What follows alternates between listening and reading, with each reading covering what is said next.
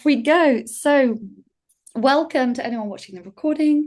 We're going to be talking about perfectionism, self-sabotage, avoidance, and everything in the middle. And we've got the wonderful Jenny here, who is going to be the guinea pig, Yes. the guinea pig for the workshop. And the way I always love to start these off is just doing a little introduction. Um, Jenny, you know who I am. I don't I need to do. explain that, no. But what I will say is, in terms of the themes of self-sabotage and procrastination and perfectionism, they all tie in together. And I recently wrote a guide of all the different self-sabotages in every individual number. And so it's not something that any of us avoid. We all have different levels of self-sabotage, and we have layers of self-sabotage, and they're going to be very unique to us. And some we're not going to be aware of because it's such a sneaky, hidden, potent energy. And everyone talks about it like, oh, I sabotage this and I sabotage that. But do we know why? And this is the purpose of this workshop, is to dive into the why, because you know what is the point otherwise? We have this information, but we need to go a layer deeper. And so to sort of open it up, my self-sabotage would be being seen. That this is my um biggest thing. I run these workshops every month. Do I promote them? do, do I share them? Do I shout about them from the rooftops?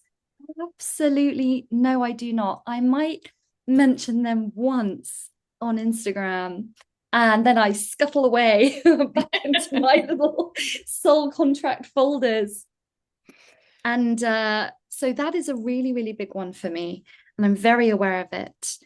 And I have many others. They're really, really under the surface. And I'm going to look at my chart in this workshop as well. I'm going to look at yours, Jenny, and we're going Mhm. to get really real with Yeah. each other. We're going to get really like, well, let's be honest, because part of the reason what I was saying to Jenny, maybe people who haven't turned up live, because lots of people did register.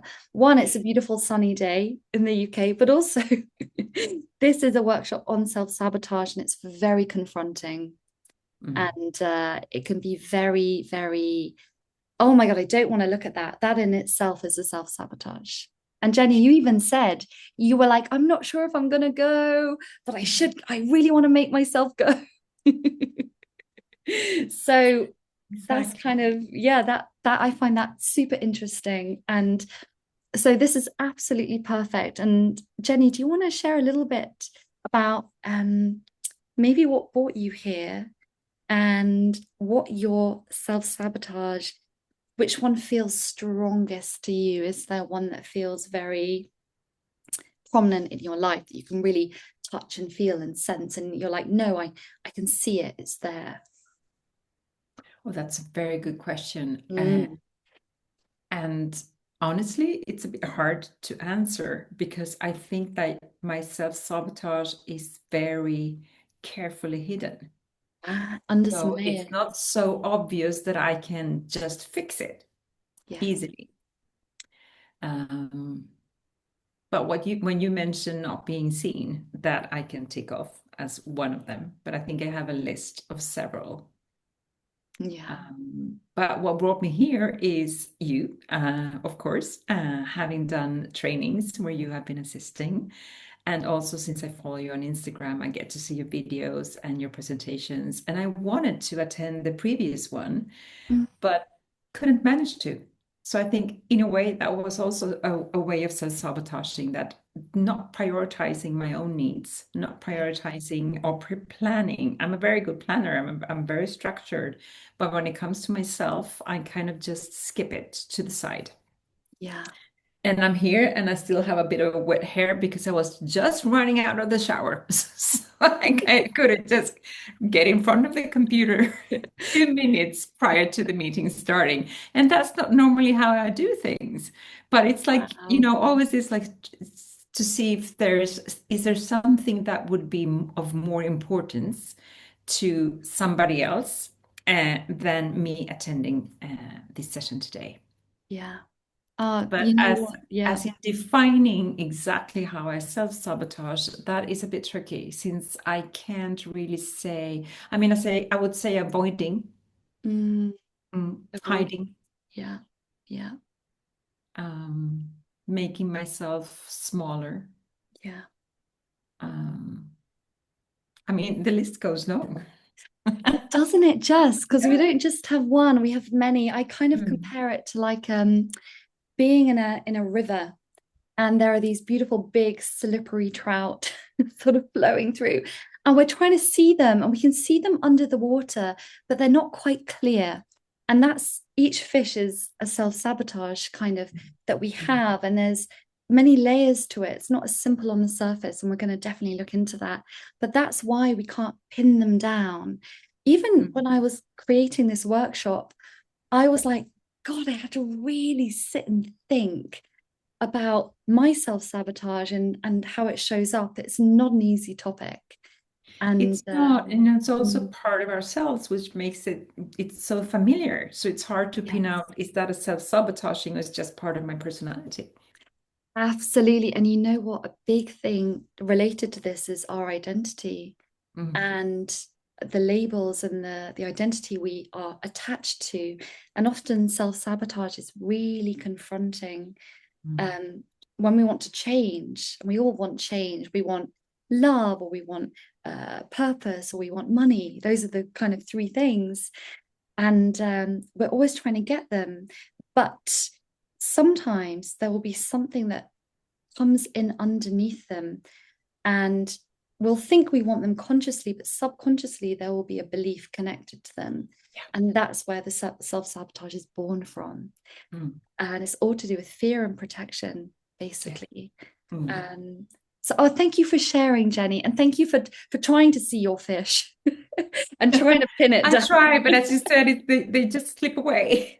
Oh my God, me too, me too. You saw me bumbling, trying to be like, I think my self-sabotage is hiding, but we're going to go into it and make it a little bit more tangible and a little bit more real.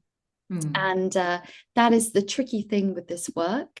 And that is exactly what we're going to do. So let's not beat around the bush. Just going to share my screen. Oh, Okay. beautiful. Oh, yes. I have so much fun designing these. I So can totally understand that. I've got nines and threes in my soul contract, which I think are quite creative numbers. Hmm. So I love to use imagery and color to bring a very intangible thing to life.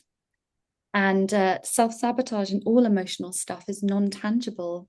It's very hard for us to wrap our heads around, which is why we often have to come out of our minds when we're working through this and drop into our bodies. So, Jenny, we are going to do some divine healing at the end of Beautiful. this. Yes, Love it. it's going to be perfect for what you need and for anyone who's watching the recording needs. So, what are we going to dive into? Let me get my beautiful, I'm going to go for pink today. So, what really creates these behaviors? And we're going to talk about perfectionism as well. Do you, Jenny, do you have slight perfectionist tendencies? Does it feel something that's quite Guilty. Me too. Okay, fabulous. We're going to talk about this as well. Yeah. They're kind of Never all good enough. never good enough. That's Mm. exactly it. Perfectionism is really, really interesting. And I don't know why I lumped them all together because even on their own, these are really big topics. Yes. But I thought I'd squish them into one workshop, two birds, one And stone. I think it does work because for me, at least in my case, my perfectionism becomes my self-sabotage. Absolutely, it does. That's very, very true. It's almost like they just link in and lock in Mm. together. Mm. Yeah, 100% agree with that. And I think it'll become clear when we look at our soul contracts Mhm. where that perfectionism is sitting and where the self-sabotage is playing in. Because ultimately, we have the behaviors, we're going to call them Bs, behaviors around, oh, not going to the gym, that's behavior. That's what we call a behavior of self-sabotage, or not eating healthily, or oh, there's more complex ones than that. But underneath, there's always a hidden emotional pattern. Mm. Always, always underneath the surface. And I always compare this like we're a boat on the ocean. And we think we are steering the boat and we're going to go in that direction. But actually, underneath, there are these really big currents that are actually pushing and pulling us in directions that we aren't really conscious of going. And those are the hidden emotional patterns under the surface of our subconscious that are actually the key things that are driving our behavior, which is the boat. And underneath the hidden emotional patterns are the energetic blueprints within our soul contract. Mm. And there's more things that create us in our lifetime than just the soul contract, but it is a very strong influence, very, very potent and very powerful. And we'll look into the other parts that create us as well. But the soul contract energies are very, very strong. And so, yeah, we'll look at mine and Jenny's, and we'll go into that a little bit more deeply. And ultimately, this is the key thing. This is the thing that changes everything, because when we have awareness of what our behaviors and our patterns and our hidden emotional energies are, how can we bring non-judgment and compassion through healing to soften them? Because ultimately, a lot of us think healing is about letting go. And I'm definitely guilty of saying that a lot. But actually, healing is about allowing ourselves to integrate the parts of us that we are in resistance to Mhm. and that we cannot accept are within ourselves. And so ultimately, healing is about softening all the sharp edges. And instead of resisting and pushing away, we're actually inviting in and knowing that we are who we are. And when we lessen that resistance, everything in our life becomes more graceful and softer and easier. And I'm sure you've experienced that. I've definitely had that, Jenny, through healing. And you're a divine healer, you know. It's embracing the shadows. Exactly, exactly. And healing can be light and joyful and fun and playful, and it can be deeply distressing, True. deeply painful. And it's taking it all together. And do you have sevens in your soul contract? It depends if I look on the as written or phonetic. Mm, But I have one, I have 16/7. yeah. So 7 or 16/7. This is very, 16/7. whereabouts is that sitting in your chart? In my birth name as written, I have it in spiritual qualities. Ah, okay, so it's a talent, so it's not quite as heavy as a karma. But if I look at my current name, since I Mm. changed my family name, I now see that I have it in physical drives a 7/7. Oh, okay, lovely. Okay. Is it? I Yes, don't I know. think Okay. your soul is moving in the direction where you're coming out of hiding and Ah, working on your okay. yeah, the seven's all about working on your shadow Oh, karma. and I have it in life purpose as Life well. purpose. Yeah. Okay, So I have yes. 7/7s in physical drives and in life purpose with my current name phonetically. Mm.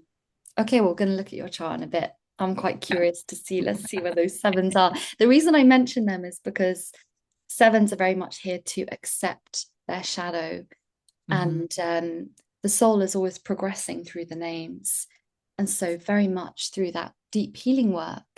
And when you Mhm. do divine healing level 4, you'll definitely work on it's a shadow chart. Mm. It's quite Looking strong. I've forward only to done it once, but it's strong. Have you been avoiding it? Yeah, yes, exactly. We're here to embrace our shadow, all the parts of us that we do not like. Mhm. But self-sabotage is a way that we don't go near that. Um, and again, bringing a little bit of humor to this universal human experience, which is why I go on a little meme hunt every time I Yeah, run a workshop, because that's good. this is something that everyone deals with. We are not on our own. We are not alone in dealing with this, and it's nothing to be ashamed about. Mm. And we can carry deep shame and deep guilt when we know within ourselves, even if it's a tiny niggle at the back of our heads, I could be doing more than I'm doing. And it can be very repressive. And this is kind of a reminder. I always love to remind people, as we soften out of judgment, we're here to understand that we're here on earth to have that human experience of dealing with all this emotional reality, of being in a physical body, being in separation from source. This is exactly why we're here, to have these wild and wonderful experiences. I mean, this is my favorite one. Yeah, that's true. Crystal clear. Yeah. Yeah.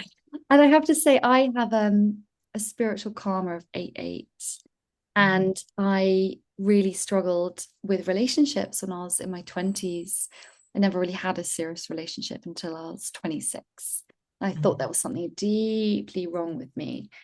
And I had this big fear and resistance of letting someone in to see all the parts of me. And I've come across a lot of people who have really struggled to have a committed romantic relationship. A lot of people in their 20s, 30s, especially even their 40s. Again, there's nothing wrong with that. But there are certain frequencies in the soul contract that will be really under the surface, blocking this. And this was my experience of it. Interesting. Yeah, I still think about it and go into it a lot because it's very layered, that one for me. But it got me into where I'm at right now. So I'm grateful for it. So we're gonna start with perfectionism, and the way I love to sort of look at this, and I don't know why I'm gonna have to move this little thing just keeps popping up in camera. Go away. I love to look at the behaviors and feelings. So really calling out, what is perfectionism? How does it play out? So we often try and do it all ourselves. We don't allow ourselves to receive support. I love that you're laughing. I'm laughing as well because as I was writing this, I was like, well, it sounds a little bit like me. We don't allow ourselves to receive help and support. And we can be really stubborn. I can do it myself. I'm independent. And this can come from having always had to do it by ourselves, or a belief that we have to, and that there is no support available. We can't trust the support coming in. So this is quite a big one. And another part of this is taking on too much responsibility for the people around us. If we ding, ding, ding, ding. Our family, the people we work with, people we work for. If we in the healing industry for our clients as well, I've got to, I had this a lot. The sessions have to be perfect. Not perfect, but I have to deliver. I have to get it right. They have to benefit from this. And it's such a weight. And I don't know if you've had that as well, Jenny, or something different or in a different Definitely. your life. Yeah. In so many different aspects. Yeah. This is just a workshop for us. I love Yeah, it. I think so. No, I agree. It's this kind of heavy expectation on myself, much more so than is reasonable, Yeah. Yeah. It's and more than I would expect from somebody else. So it doesn't make any sense. I know that yeah. cognitively, but emotionally, I'm like still on the same road It's not logical. at You would all. never look No. at someone else and be like, you know, my boyfriend will say, oh, I'm a bit tired today. And I'm like, oh my gosh, put your feet up. You deserve to relax. I would never dream of doing that for myself. I would be in angst and turmoil about it, but it, and it's not logical because often the deeper subconscious drivers are about this big. This is the power that they have. And our little soul, our logical self is about that big. And so the voice of our subconscious is so strong and so subtle and so powerful and so under the surface. This is our little boat. on the Mm. surface, basically. And you've got this gargantuan energy underneath that's really driving us, and it's not logical. And we No. can't make sense of it. And it can feel very frustrating, very frustrating. And this is a big one. We can get quite controlling, you know, um, not just controlling with ourselves. We can really try and control other people, other situations. We can be very rigid, almost like these blinkers where it has to look a certain way, and anything outside of that is uncomfortable, takes Mm. us out of control and out of safety. It's True. a really, really big one. I know for a fact my controlling energy is very, very strong. Not so much rigid, but controlling. Actually, no, that's a lie. Let's not lie to myself. I'm both of them. I'm both of those. Oh, which one are you, Jenny? Or do you think maybe a little bit of both? I think I am both. Yeah. Controlling definitely. Whatever I can control, I try to control. Then I understand that there are some things and situations that I can't, that are out of control. But if there is a possibility for me to control, I'll take the reins. Yeah. Yeah, absolutely. And you know But what? it's a work in progress. It's a work in progress. And I'm just going to skip forward because I love an analogy, and I'm going to use the boat analogy again. Mhm. So, we this ship is us. This is our life, and we are the captain standing on the bow, and we have a team with us. We have our boat, and it's all about intimately getting to know our boat, because we can never be in control of the weather and of the waves, lightning, rain, sharks, other people coming in and smashing into our boat or pushing us off course. We can never be in control of any of these external things, but we can be in command, which is a different terminology. It's much more Mm. empowering.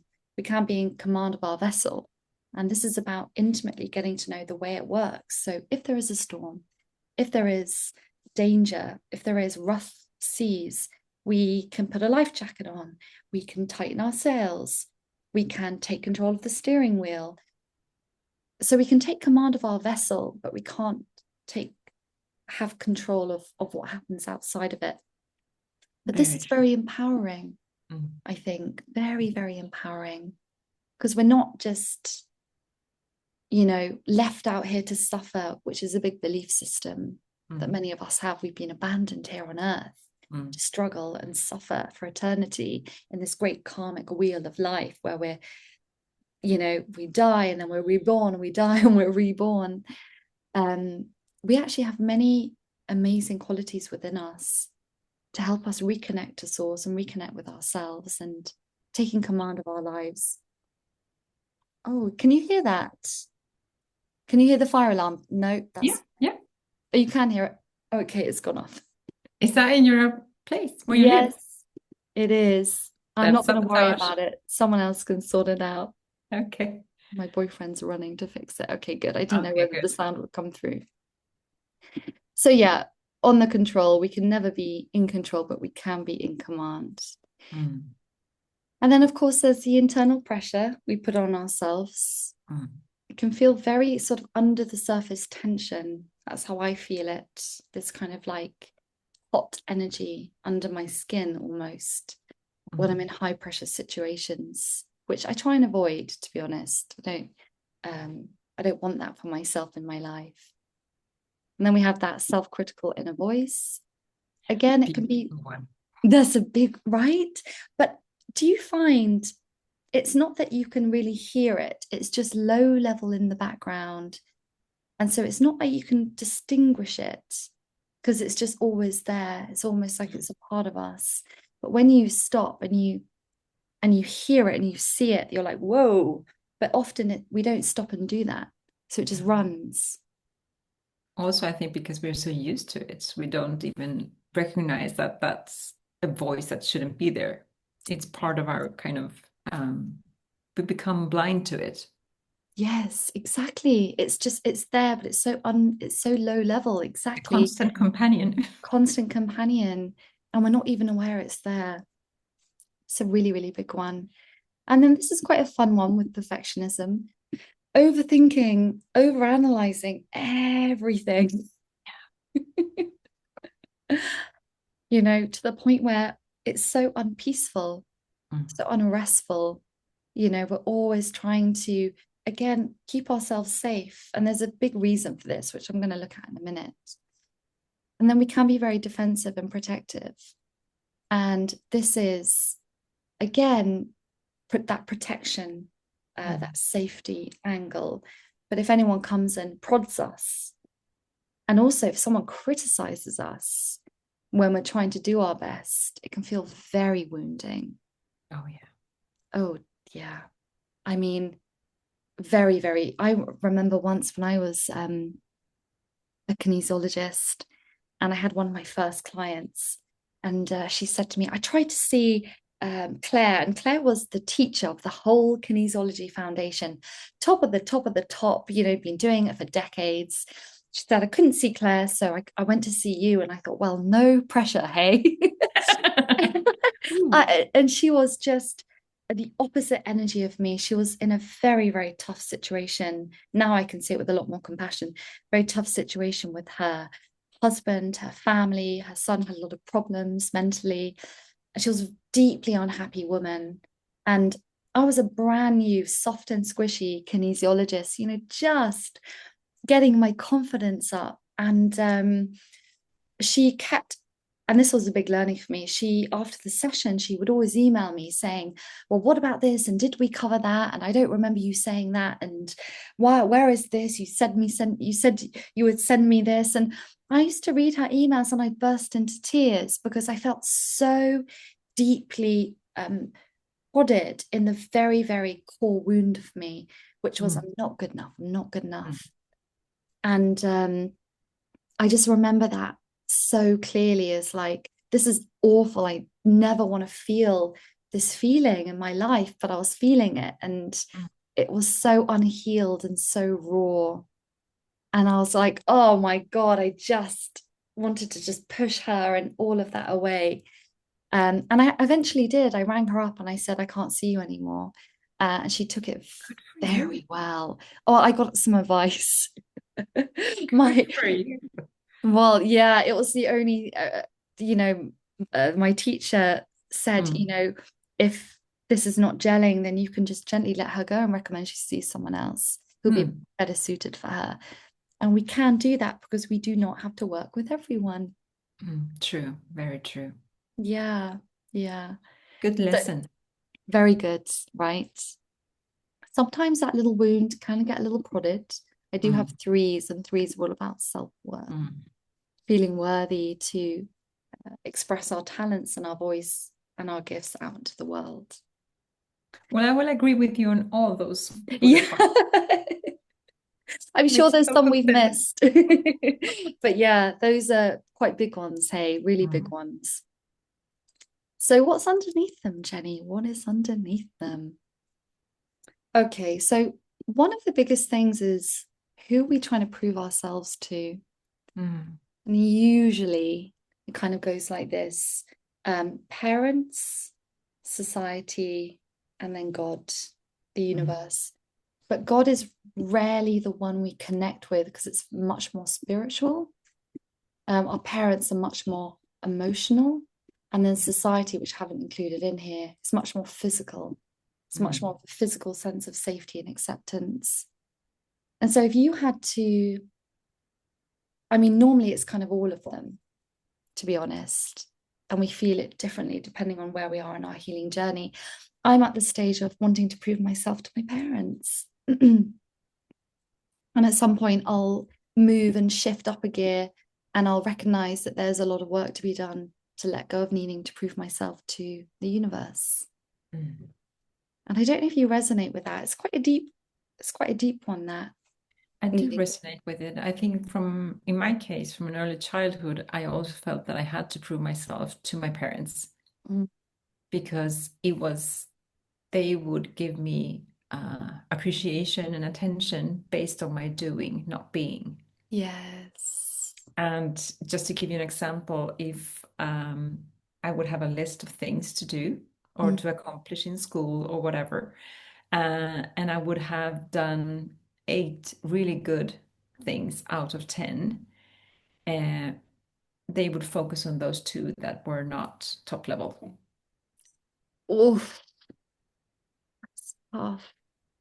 Or if I was competing, because I used to run a lot and Mm. be competing in running, and if I came second place, I would always hear, well, that's okay, but you should have come as number one instead. So it was never good enough. So they kind of, if I already have it in my soul contract, they just added more to it. Yeah. Like Oh, that's, always pushing me, always pushing me. yeah, that's very tough. See, I You can didn't, do better. You can do a little bit more. And I think that's also part of society. I think in a lot of leadership, they think that it's a way of making you thrive. yeah. But this constant, we have to push ourselves, we have to push ourselves, it doesn't do us good. Oh my gosh, no. And that's exactly why I put it here. The conditioning, Mm, around success and achievement is your value and your worth, 100%. But your mm, experience is that's quite challenging. I think mine was a bit softer in that mm, regard. Like my mom and dad always encouraged me. They never focused on what I didn't achieve, but I did go to a quite uh, high standards boarding school, and they put me forward for scholarships. I applied for 3 scholarships when I was at that school. One was academic, one was an all-rounder, and one was sort of a general. There was either 2 or 3 scholarships that I applied for, and I didn't get any of them. And so I placed that burden of failure on my shoulders. And my mm, parents, I don't remember them ever saying they were disappointed in me, but I internalized mm. that disappointment, and I've been carrying it, for a long time. Yeah. And it's something that I remember and feels quite tender still. And there's no judgment or blame on my parents. They were, it was, I think, for helping financially with the school fees. But at the time I was like, God, I'm just not good enough. And I'm at this boarding school with these very talented people, and I lost my confidence. I was really good at sports, and then I lost my confidence, and I dropped down, and like my whole 20s, it kind of went, and then my 30s has come back. Mm. It's very Beautiful. interesting. Yeah, it's an interesting experience, that one. Mm. And you can see how it shows up differently in people's lives. Yeah. And this is a really big one. We're often Ah. perfectionists to protect a part of us that we don't Mm. want to be seen. Like a shield. Yes. And I would call it like, if say you have a wall, it's a beautiful wall, and you love to show off your wall, and it's made of all these lovely bricks and tiles and mosaics, but there's a massive crack in one of the tiles. So every morning you wake up early and you go and you paper over the crack and you paint it and you refresh it. And you're in the sun and you're sweating. I'm in a hot country for this. I don't know why. And every day you're papering over that crack and perfecting and making sure no one sees it. And that is kind of how I see perfectionism, as this constant defense of I'll have to make it perfect for people not to see how imperfect I am and Mm. all the flaws that bring up so much shame and True. deep fear of judgment of that imperfection being Mm. seen. And that's a really vulnerable one Yeah. for a lot of us. Mm. And I agree. often, yeah, not quite so easy to feel. Like I wouldn't be able to see what my crack is. It's very hard to label and give it, you know, tangibility within us, Mm. but it's there. It's almost like a dark, shadowy crack, and all the shadow is pooled into that. And we're doing everything we can to hide it Mm. so it's not seen. Yeah. Yeah, I agree. Yeah, it's a very tender one. And of course, that belief, I need to work hard in order to earn love. Mm. I need to do better in order to earn my parents' love. Mm. I need to, and of course, if we believe that we need to work hard to earn love from our parents, we also will subconsciously believe we need to work hard to earn love from God, Mm. the Oh, universe, because parents are just a reflection of true. divine parent, Mm. which is our creation. And this is why uh, we can really disconnect from spirit and forget that we are here to co-create. Now, this is a slightly different theme. This is really going into the 10-1 energy, which Mm. I'll come to in a minute. But I would say that the key energies relating to this are threes, which is all about worthiness, to be seen and come out of hiding and share who you are with the world. They can really underestimate themselves. It's a really strong. Do you have threes in your chart? I'm just gonna have a look. Have Oh a yeah. little look. Yes, I do. I have double threes in physical qualities in my birth name. Mm. So a great communicator. That's a very nice energy to I have. don't know. Yes, threes are wonderful. They can be really wonderful communicators, but they're here to learn to feel worthy of using their voice. Okay, yeah. Well, that makes sense. And So yeah. then, yeah, I have in my birth name phonetically, I have them a double three in spiritual qualities. Oh gosh, lovely. So they're sitting in your qualities, Jenny. So mine are in my just pull my chart up quickly. Mm. Mine is sitting in my da, da, da, da, in my soul destiny and my physical talents, which is almost like good and bad. They don't quite cancel each other out. 12-3 is a very intense energy. It's like the 12 naturally wants to expand, and the 3 always wants to stay busy because it thinks that Oh, so it can become like a struggle there. absolutely, it's almost like the Mm. threes push the 12s, and it Wow. creates a lot of burnout energy because the threes are staying in the doing rather than the being. And being is recognizing who I am is enough. But Mm. threes will think, I have to do more to be enough.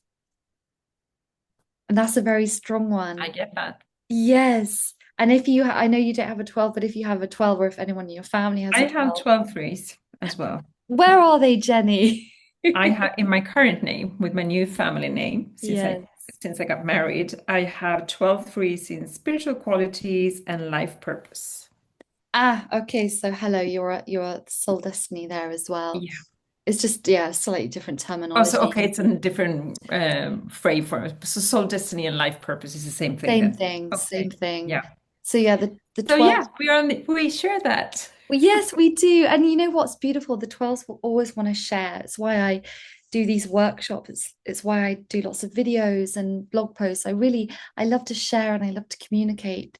But my threes will sometimes say, and this is sneaky voice of the threes, you need to share more because you need to do more, and then you'll get more recognition and value. You'll feel worthier the more you do. That is the sneaky, subtle voice of the three Mm. that will then encourage the Just 12. Like, constantly pushing you. yes, the 12 is like the horse, and the horse is naturally running down the beach, loving life. And the 3 is the rider on top, whispering in its ear, Oh, being like, go faster, do more. oh my God. Okay, not so supportive.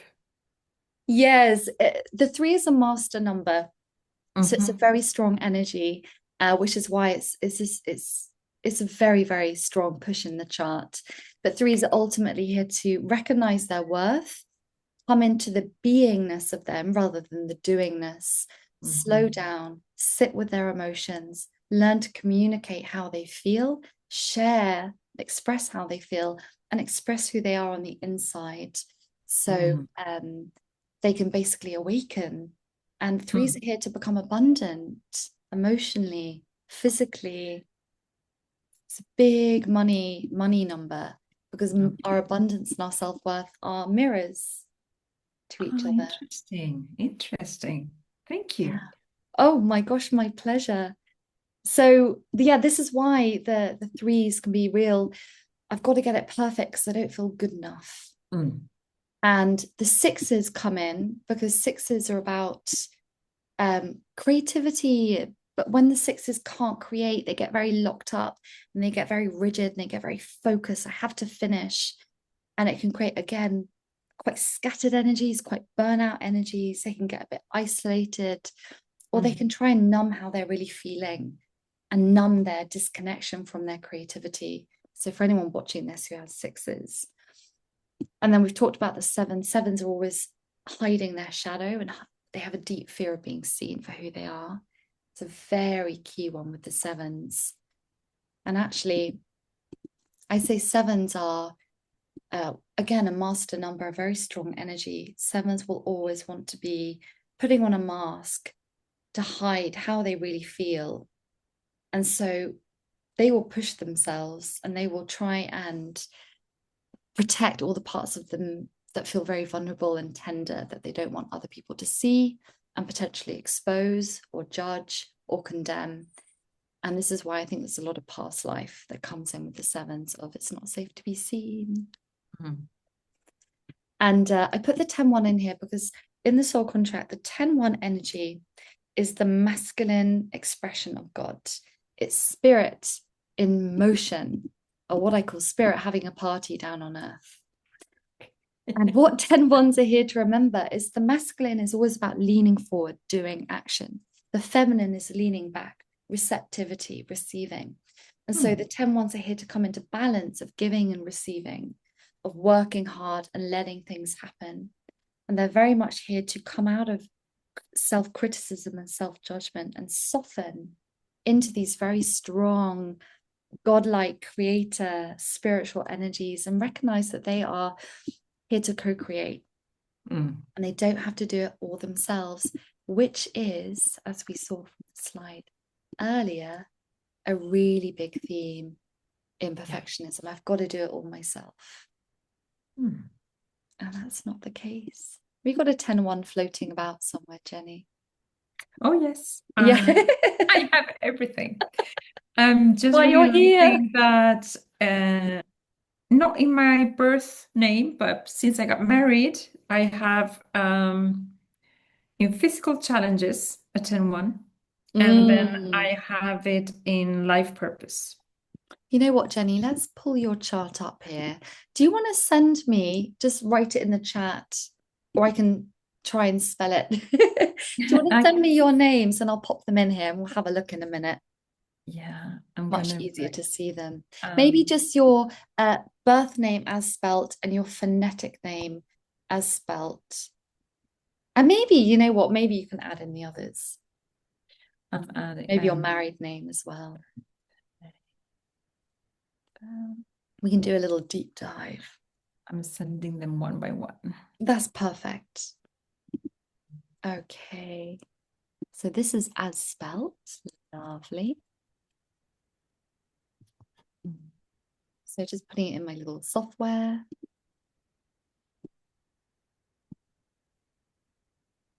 And then we'll pop in phonetic. So phonetic, for anyone watching this, is the way that a name sounds. So the way the soul contract reading system works is usually the Hebrew sounds do cover non-English names. And I've always given readings on names exactly as they're spelt rather than the phonetic version. But there is another option, which is slightly more focused on the sound, the soul contract. Although in my experience, it's a much deeper layer, slightly more spiritual layer. But everyone I give readings to really connects with that spelled name if it's not an English name. Okay, and we'll start with these maybe. Actually, oh, okay, let's put your ones in here. I'm quite excited to see all of them now, Jenny.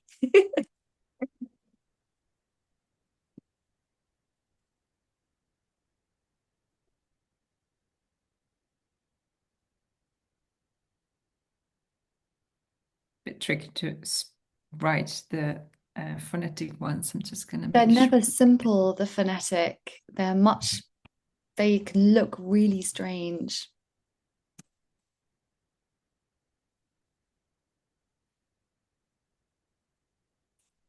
Oh, fabulous. Look at this. Jenny Sahanstrom. I didn't say that very well at all. Jenny Sandström. Okay. Should we see what's in there? Oh, I'm excited. Oh, I'm excited. Okay. So I'm going to focus on these ones because they're kind of like not so key as the commonly used name. And also, you would have, Jenny, just this because you wouldn't have been called as a child your full name with your middle name in as well. Or is that your Jenny surname? is the one I'm called.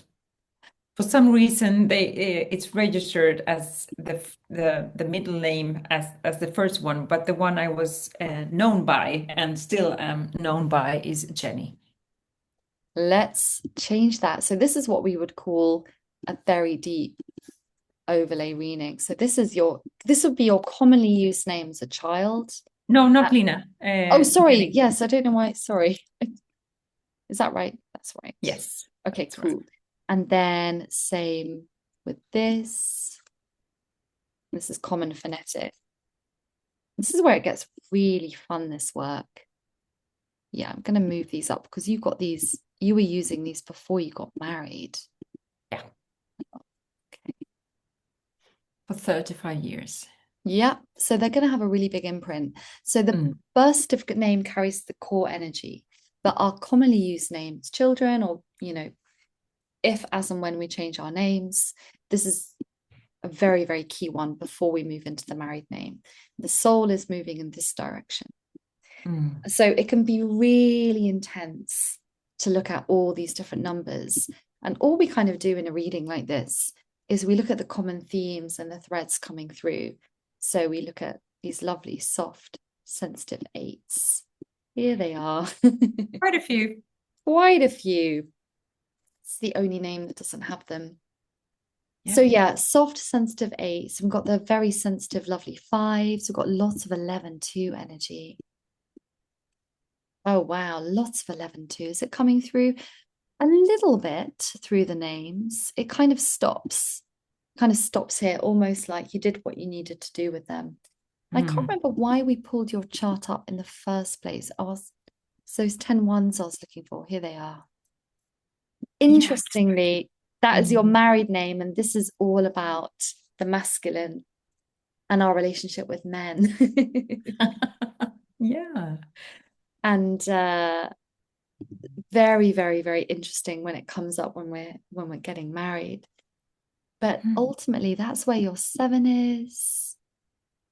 Okay, lovely. So when we talk about the self-sabotages, Jenny, I'm going to come back. I'm going to come back and look into this, and we're going to see what's playing out there. But that perfectionism can be a little bit from that one, the overthinking and the analyzing. Eights are also very conscious of other people, other people's energies. And 11-2s are almost like sponges. Again, similar to the eights, they can really feel what's going on and absorb almost stuff that isn't theirs. And so that kind of protection thing can feel quite strong with these numbers. Very much so. And you've got the threes, of course. And it doesn't matter if the energy is in a talent. It's not quite as strong as karmic compared to whether it's in karma or goals or soul destiny, but you're still going to be feeling both the negative and the positives of this number. So while threes can be great communicators, they are on a self-worth journey. And it's definitely coming through in your other names as well. Yes, that's interesting. Yeah, absolutely. Absolutely. It's really fun. I kind of like almost need a bit of time to really absorb this and see the journey playing out because oh, look at all your lovely creativity coming through in the sixes. That's that rigidity. That's that kind of like, oh my God, there's more here. That's that kind of, I want to create, but the sixes can get a bit locked, stuck and frustrated. And then they do everything they can to try and avoid feeling that anger and frustration. That's quite a big I self-sabotage. reason with that. Yeah. I get that. Yeah. And in fact, with the self-sabotage, sixes will they'll try and connect because all creativity comes through us through source. And so Hmm. when that channel feels distorted or the ego gets in the way, this is the six energy. Yeah, the sixes will try and avoid feeling that despondency. And so they will kind of get hooked into things. And that's that procrastination energy or Of that, course, yeah. yeah, or The that, perfect excuse. yes, or I'll get really fixated on something else and I'll move Mhm. all my attention to that other thing and then I won't have to worry about that thing. Oh, big six energy. I don't have this energy in my chart, so I don't feel it on a soul level. But let's go into the self-sabotage and have a look. Mhm. And I kind of bunked it in with avoidance because really they're kind of the same things. It's really avoiding. So the way I would describe this is my little list I put together. Self-sabotage feels like a tug or a niggle in the back of my head sometimes, like, you know, you really should be doing that, or that would really benefit you. And I stomp that voice down. I kick it to the curb. I'm like, I don't want to hear it. Go away. Especially the voice that says, you know, it'd be really great if you went to the gym today. You know, you're like, No. absolutely not. Bog off. I don't want to hear it. And Don't I have time. don't have time. Absolutely. No, I've got more important things to do. Oh. And I will hear that voice and I will just pinch it until it goes quiet. Mm. And it's such a small voice. And you know it's intuitively very true and very nurturing. It's not got that harsh ego kind of energy around it. It's just soft and light and it's true, like a thread. That's Mm. how I would describe a little thread that comes up. And then I pinch and I pull it out. Get out of here. Yeah. That's how I that's how I experience self-sabotage for me personally. And of course, putting off things that we know we should do. That is quite a big one. We all do that.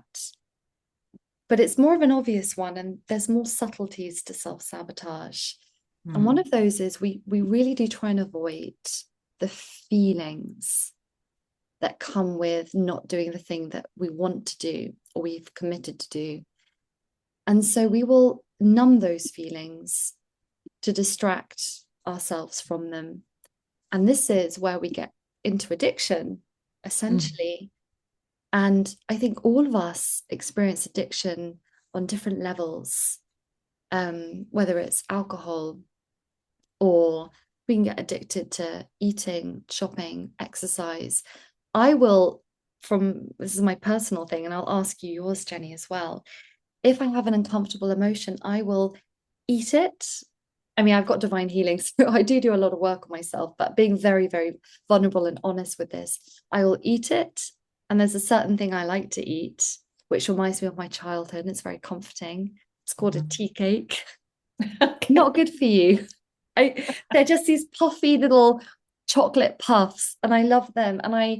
Or Smarties, something very childlike, Mhm. or Mhm. like pasta, peas, and cheese. That is my comfort blanket food. Or I'll try and buy myself something.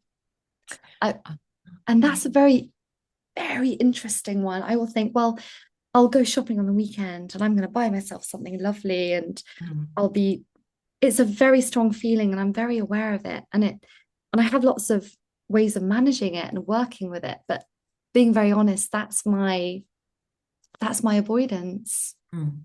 And I don't know if you have a little thing that you Oh, do. I do. It's just that I have so many different things that I do. I think in my past it could have been overeating or eating chocolate or even drinking or not shopping that much. But these days, I would say lately, it's more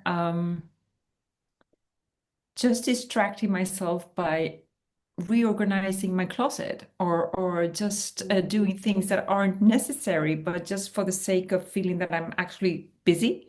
I Yes. don't have to feel. And it's also because I think that I have the perfectionism and the need for structure gives me it's like getting a very good excuse at the same time as I can get the pleasure of having an organized closet. Yes, exactly. It hides. Yeah. Look, Jenny, you'll have a lovely, clean uh, wardrobe and closet and drawers. So I'm And it, so proud of myself. I'm like, look at this. Wow. And I feel that I'm in control. yes, I know and, it, exactly where everything is. and It looks that's good. hidden. Yeah. I love that. I love you sharing that. That is such a big thing because we don't always distract ourselves with bad things. We avoid our feelings by doing so-called positive things. Mm. I will, and I find it very cathartic. And so I think, oh, I've got all my stress out. I will aggressively clean the house. Yeah. I mean, I've been wanting to do it for the past 3 days. I'm looking at all the dust accumulating, and I'm like, oh, I can't wait to just get my headphones on and tackle this. And in a way, it feels really good.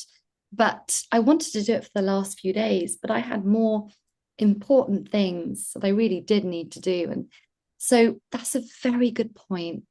We can numb ourselves with pleasure, with Mm. good things, with things that are good for us, but we're still self-sabotaging, we're still avoiding. Yeah. And it's also a lot of controlling Yes. to it. And tricking us into believing, look, we're moving forward, we're Mm. progressing, we're doing great things, but are we actually moving Mm. forwards?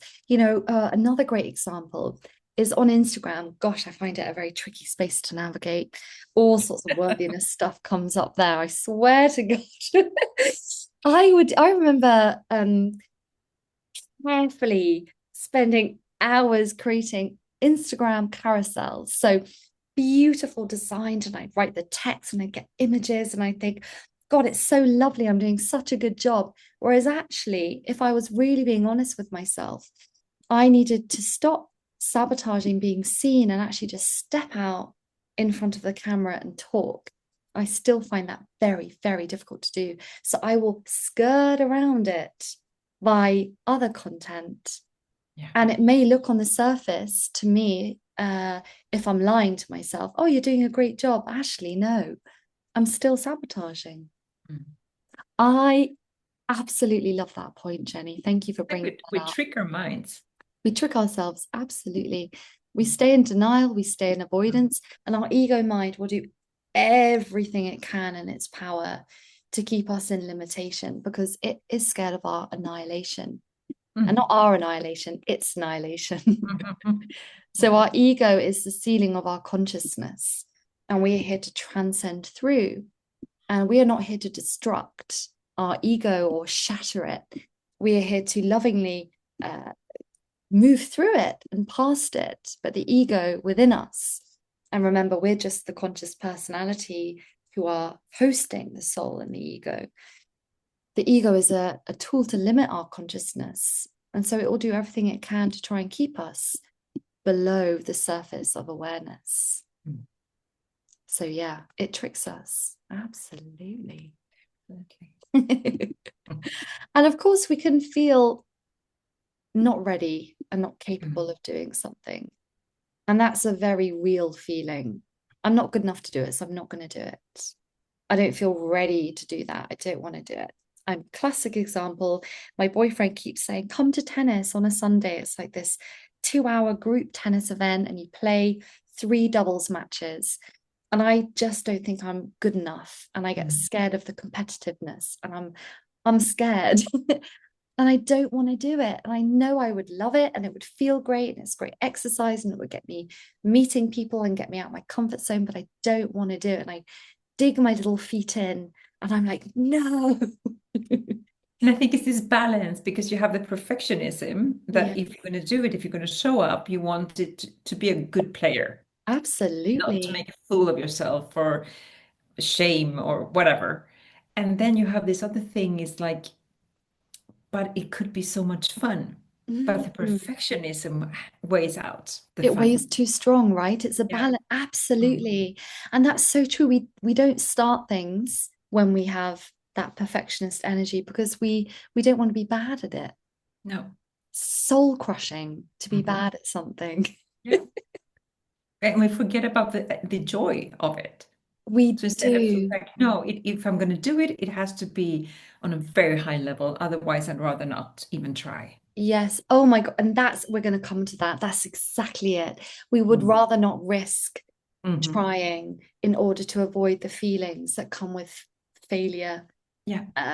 And they're so And we forget uncomfortable. completely about the fun and the joy of just playing Exactly. Exactly. And we're with here to have a shame.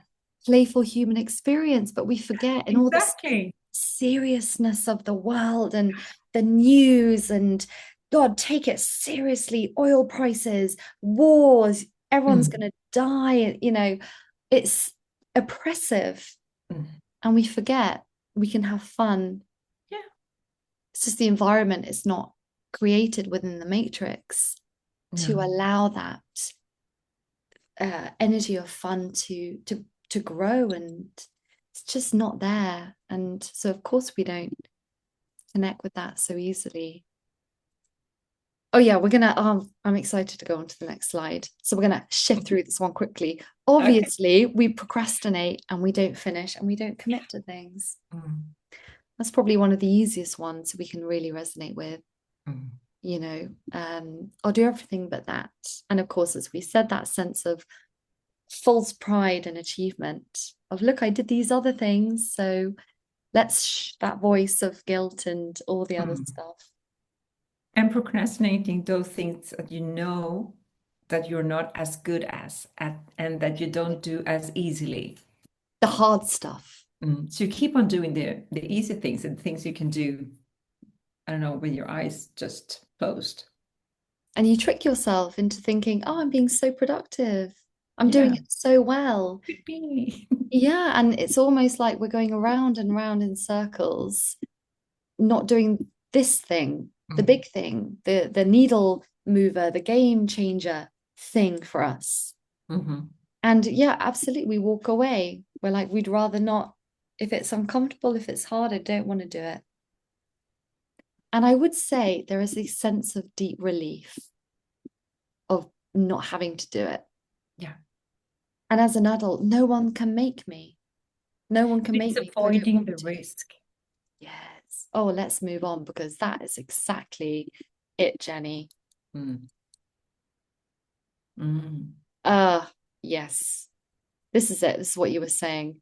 We don't take the risk to succeed as the fear of failure is too great. We don't Mm. even try. And Watergate.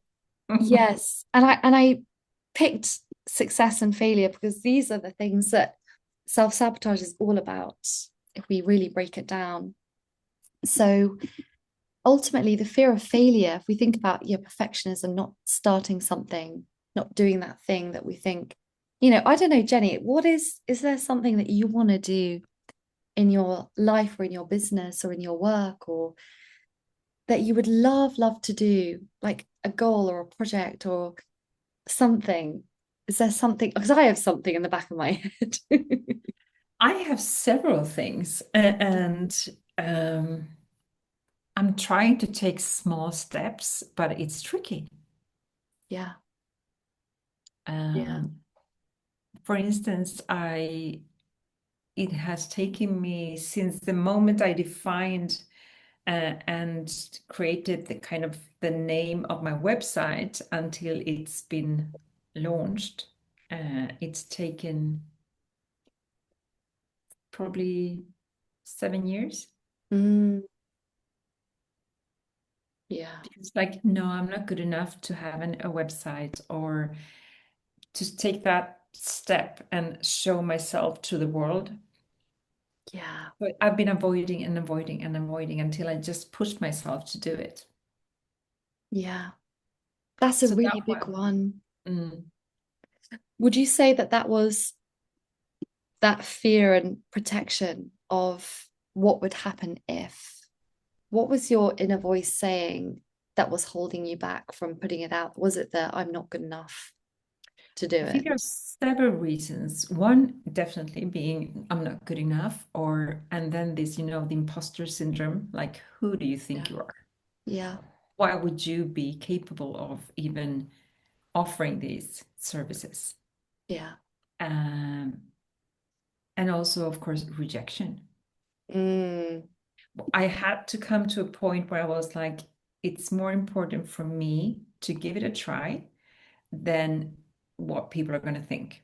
yeah. I had to reach a point where I was willing to let go of people and prioritize myself. Yeah. It's a really big one. Mm, That is, that is very much the eights, mhm.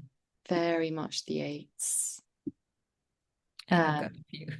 and the fives is asserting yourself and using your voice and Mm, speaking up and being clear, clear about who you are, clear about your values, clear about what's important to you, clear about the truth. And you know what's lovely, Jenny, is you have a 19-1. I don't see this energy. Oh, it comes up again there.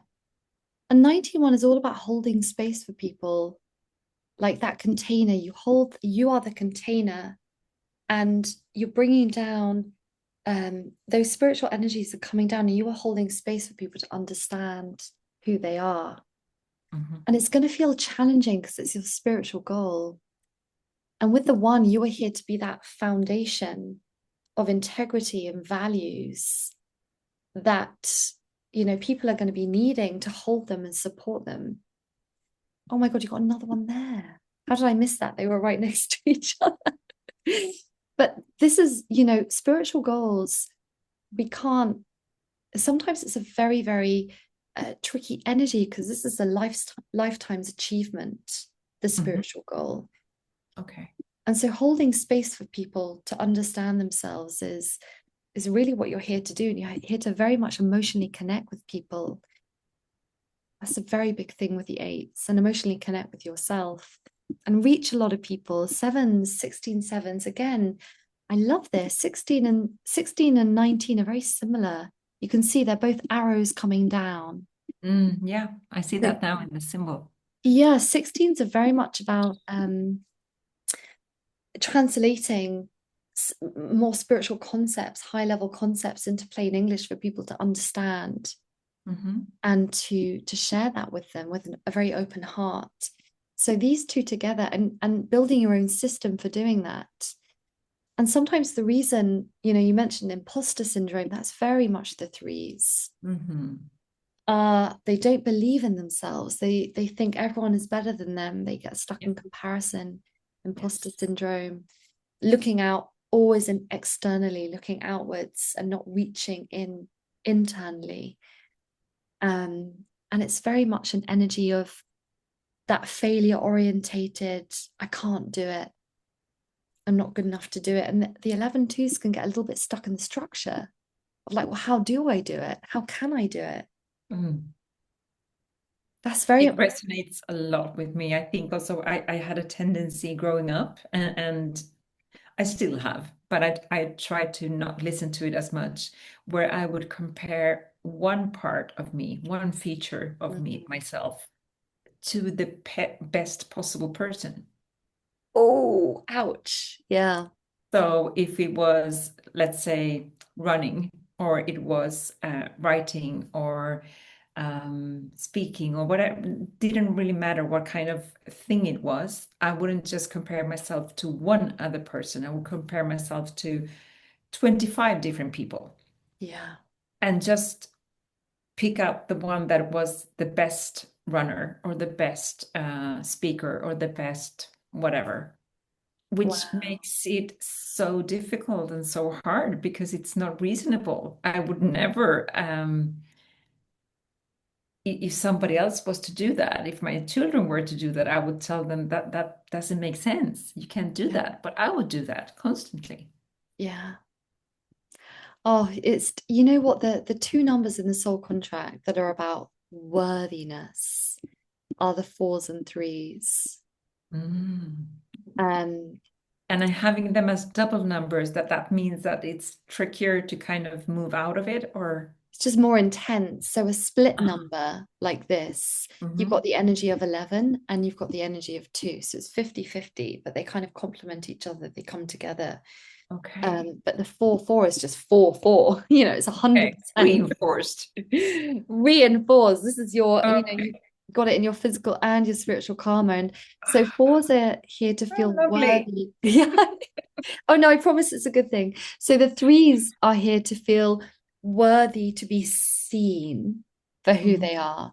And the fours are here to feel worthy to receive and receive abundance and receive support and to to feel trusting and Mm. comforted and safe in who they are in their life. And fours are here to feel worthy in the eyes of God. We're here to remember that there's no part of them that is unworthy, and to trust in that and to lean on that and to flow downstream with that. Well, look at the dominant vibration. Exactly, exactly. Oh, Absolutely. And brilliant. did you ever have any kind of like inner tension within you? Because this 22 I find really interesting. And this is very much about, we call this water peace energy. And it's about healing the internal conflict within us. And an internal conflict, like key psychological conflicts in divine healing level 1. Hmm. So one came up for me on Tuesday. Yes, that was yesterday, which was I'm willing to let go of the past and be present in the future, which actually meant I'm not willing to let go of the past and I'm not willing to be present Hmm. in the future. And there was a conflict between two parts of my psyche, believing both. And I have a 22 in my common name. And I find this is a key thing with this energy, this kind of two opposite beliefs that play tug of war between us. Like, oh my gosh, I am worthy and I am deeply talented in what I'm doing, but at the same time, I really don't feel that at all. Mm. And I don't know if you have something like that playing under the surface. Totally. And I think it goes back to what we were talking about a bit earlier, where, for instance, I set the intention, if I'm holding a session for someone, for a client, I'm setting the intention to be of the highest, best, and good service for that person. But if I don't experience that they are actually having the best possible experience, Mm, I will blame myself. yeah. Oh Like, gosh, yeah. it wasn't good enough. Why didn't it shake them completely? Why didn't I kind of just Yes. feel like a whole new person? Or why didn't I adjust all the things on their list? Yeah. Why couldn't I? Well, and also the eights, Jenny, will want to try and fix and save and heal Yeah, I'm a everything fixer. Yeah. because you'll feel other people's disharmony Yeah. and you will want to fix it because it creates, this is the ego part of it. It creates disharmony in our own lives. And so we Yes. will do anything to heal the tension and feel safe again. But Yeah, we the also, problem solver. we do want It to was help people. interesting because I think that sometimes we get children for a reason. They are Yeah. also our best teachers. And both my kids have told me through life that, Mom, I just need you to listen. You don't need to fix it because I don't listen all the way through. The minute I think I grasp what it's all about, I try to fix it. So I Yep. come up with tons of um, solutions. And they're like, you don't need to solve it. I just want you to listen. And this is the threes and the eights. But yeah, the threes are here to listen Mm, and also speak. We're here to feel worthy of our voices being heard, but yeah, we're here to listen as well. And eights, as you said, let go, mom, you don't need to fix it. yeah. And that was tricky for me. And it still is because part of me wants to um, create harmony. Oh, absolutely. You are a deeply harmonious person. Look at all your 11 twos. 11 two is a beautiful, harmonious energy. It's the energy of Venus, love. It's all about harmony and balance and softness. Absolutely. And this is the talent of the two. We call it the spring of resilience. And you Hmm. bring people in, you buffer them from the shocks of life, and you support them, you hold them. It's a very beautiful energy to have. And I just saw you got double 19 ones here and 16 sevens. So it's almost like your soul. It's kind of saying, hey, this is kind of important for you to be doing. Hmm. It's kind of repeated. We always have to pay attention when things are repeated. Mm. And I love it. We went on a tangent and I enjoy that so much. Um, what I was going to say was with self-sabotage and avoidance, the hidden emotional patterns, and we're going to look at fear of success and failure, is we're always trying to reinforce existing beliefs in the subconscious. As we said, this is the power of our subconscious, and this is our tiny sailing vessel. And often this is very powerful. And Mm. this is made of many different things. Where do these hidden emotional patterns come from? So the soul contract energies, that's an obvious one. We Mhm. inherit a lot of stuff from our parents, especially with 11 twos, Jenny. Mhm. You are what we call the emotional processing units of your family Oh, okay. and your ancestral line, your parents. Mm. We pick Mm. up all of their karma, especially Mhm. if we're born. This is a bit of a strong belief, but if we're born vaginally, we pick up all of our parents, or our mums in particular, Mhm. soul contract karma, whereas cesareans, the imprint isn't as strong. Interesting. Yeah, this is not anything I created. I read it somewhere and it really Mhm. resonated with me Yeah, I really, can see really that. strongly. Yeah, makes sense. Yeah, and of course we have all the kind of unprocessed emotional Mhm. trauma under Mhm. the surface that we're not even aware of, especially when we're children, Mm. past lifetimes. These are all layers that block us and hide us and keep us stuck and limited. Lots on the soul level.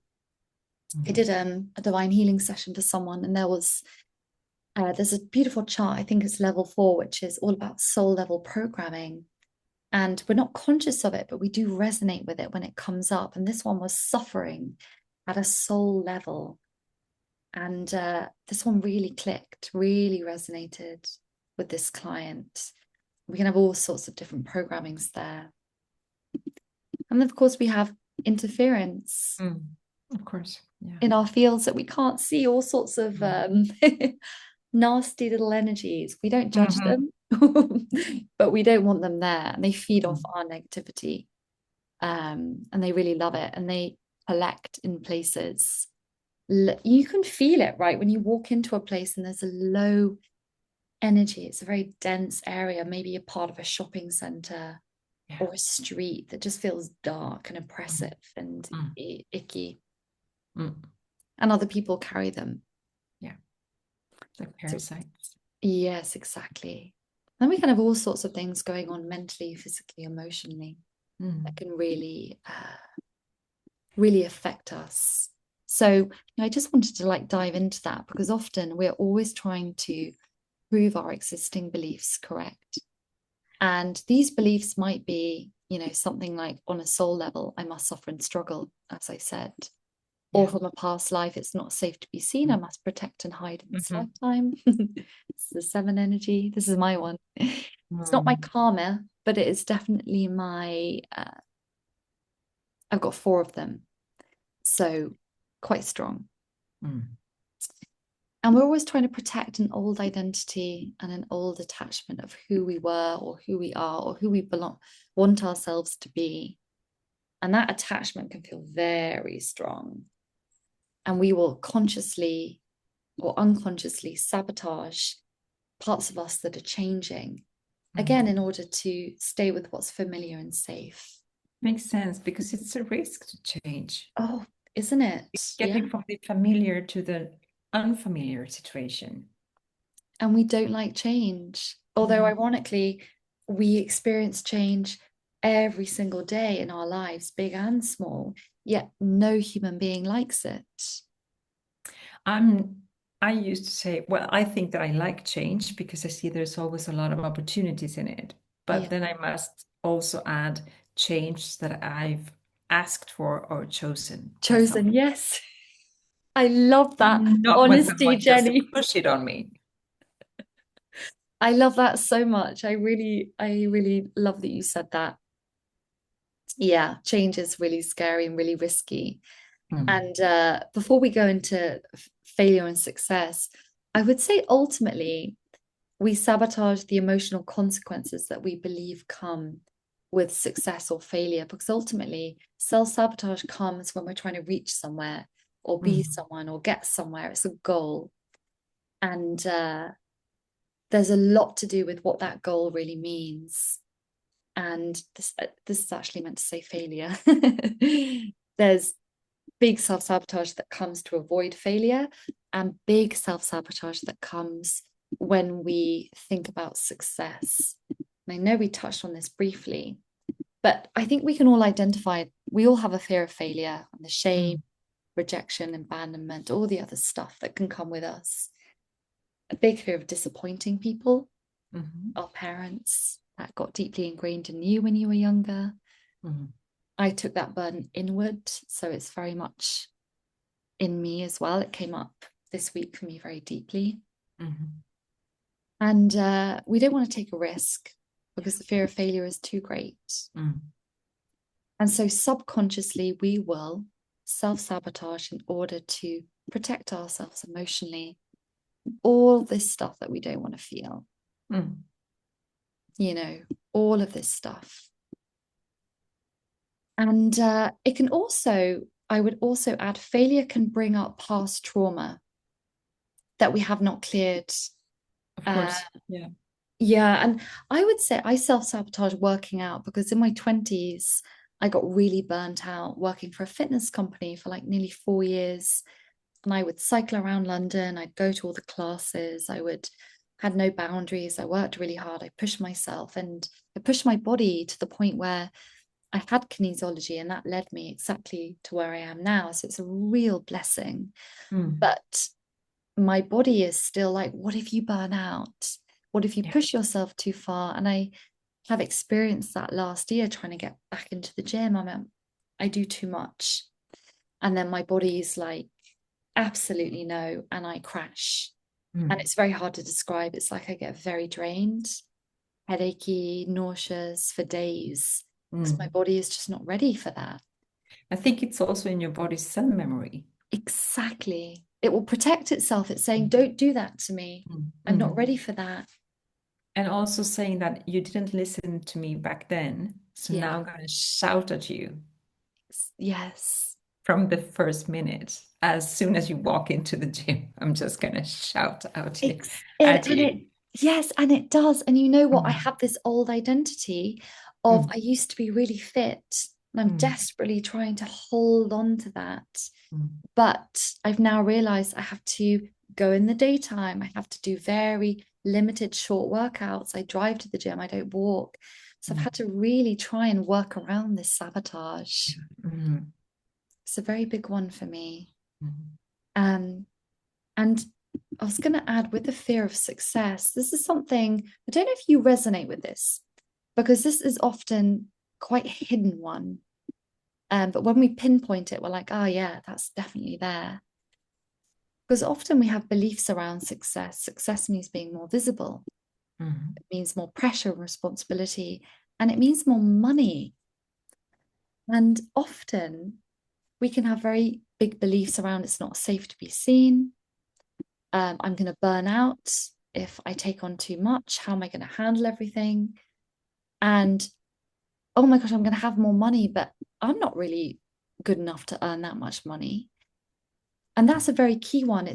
Especially with the three energy, it's not feeling deserving of success, not feeling deserving of earning money. A lot of people say, I want to be more successful. But if you define success, what it means to you really, or what society has said success means, how do you honestly feel about it? mm. How do you really feel about more people, say for you, Jenny, lots of people visiting your website? How does it really feel if you were to have, it's the same for me, by the way, if I were to have lots of bookings in a day, oh, my worst nightmare. My burnout, my stress, my Mm. sensitive energy would absolutely hell no. No, I agree there. I think Yeah, at first I was like, I don't know about this. And then I start hearing it's pressure. pressure. And I Yes. want to avoid the pressure Yeah. because I've had burnouts in the past as well. Mm, And I never want to place myself into that kind of situation again. And I yeah. think that the success entails a risk of burnout It does. because you want to have the success, but on a certain level. But how do you maintain that success? Yeah. Yes, That means that you have to continue pushing yourself even further. Then it's like, I don't know if it's worth it. Then I'd rather just step down and not even try. absolutely agree. How am I going to sustain it? Mm, yeah, How is it going to exactly. be sustained? Mm, And abundance. Now, this is I'm going to share my one with this one. Abundance connects with imposter syndrome a bit with me. And I had a chat with a friend who felt the same as me. There can be a sense of, but what if I take advantage of people? What if I step out of my integrity?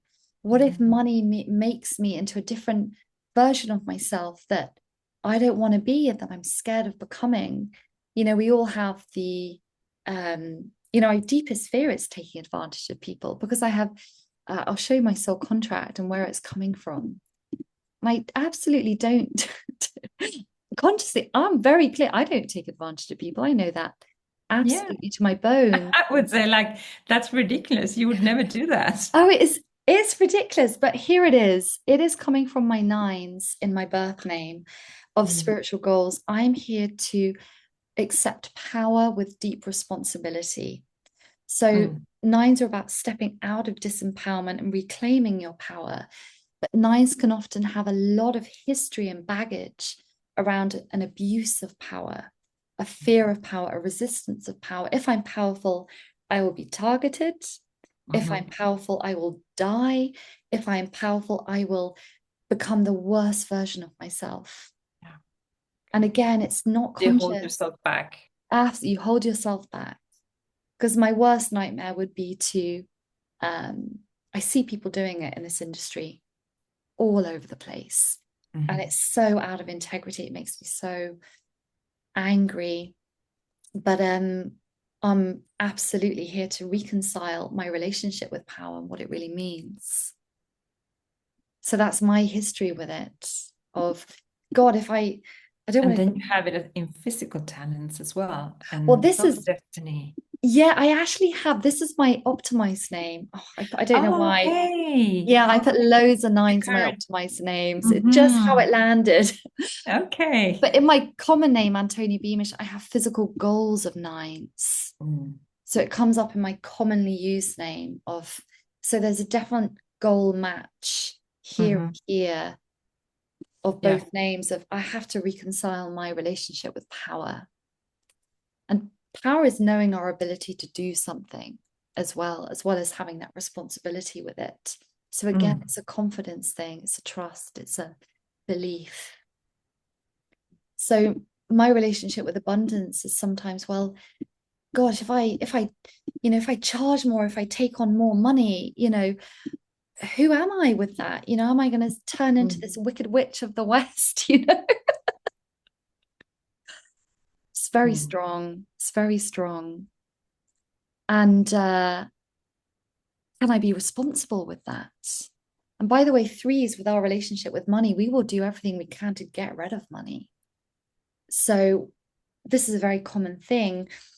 We will have money coming in, but it feels so unsafe to have it. We don't know what to do with it. We're not used to having it and the energy it carries.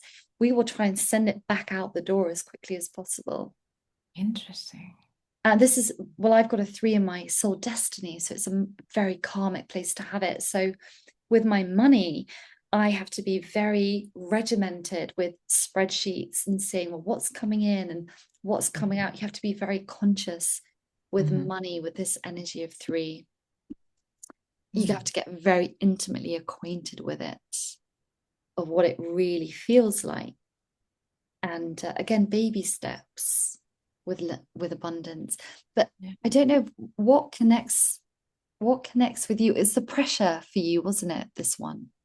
The pressure of Yeah. maintaining that success, because it's like a step, like, a ladder, like you take one step and then you have to continue, and maybe I don't have that energy or desire. Maybe I think this is a good place to be, so why push myself to go higher and higher and higher? For Yeah. what reason? But I think that out of the list you're showing here, I think that not feeling deserving of the success is what hits Yeah. me strongest. It's really strong. It's a Yeah. So really it's strong one. deserving because it's connected to self-worth, and then hiding because of, I guess, a lot of past life, that showing my true self has come with a lot of pain connected to Pain, it. danger. Mm. Yes, me too. That's definitely a five thing, by the way. Mhm. Many past lives are coming with this Mm. five energy. Where's your fives gone? Ah, here they are. Mm. Very strong with the fives. We're here to do a lot of past life healing Yeah. in this lifetime. Good for us. Yay. Yeah. Yeah, so basically, self-sabotage, if I had to sum this whole workshop in a nutshell, it is about avoiding the fear of failure and all the emotions that come up with failure, and avoiding the fear of success because we've defined success as a certain way, and that way does not feel it brings a lot of baggage with it. Yeah. The fear of change, mine is very much, well, how will I be able to sustain it? Mm.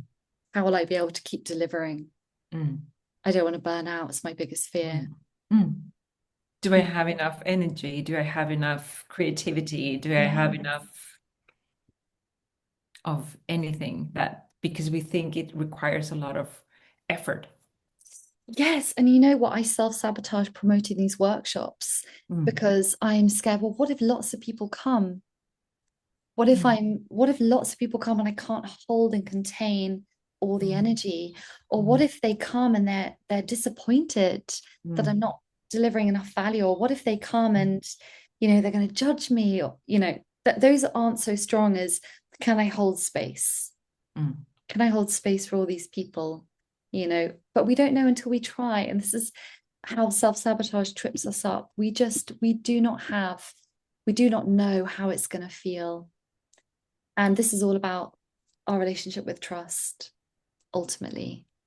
And And it's so interesting because with that final thing you just said there, I started smiling because I'm thinking, Antonia, that's ridiculous. Of course you can.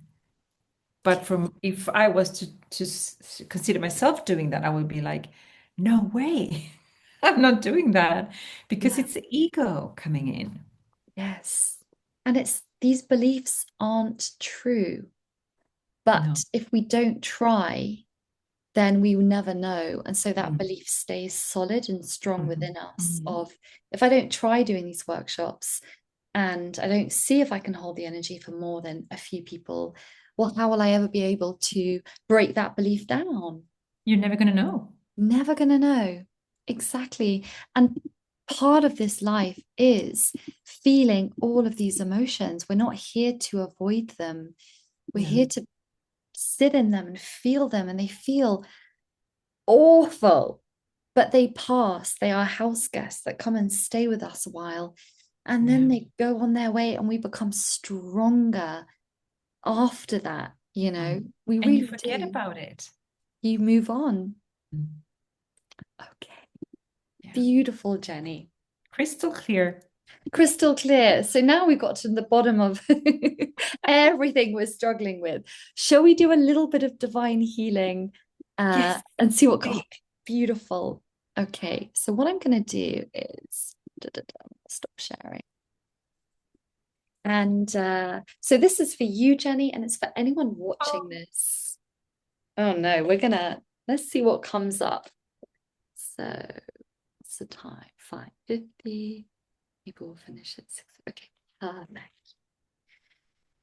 So you know divine healing, Jenny. So I'm going to ask you to let go of your practitioner hat and place it down.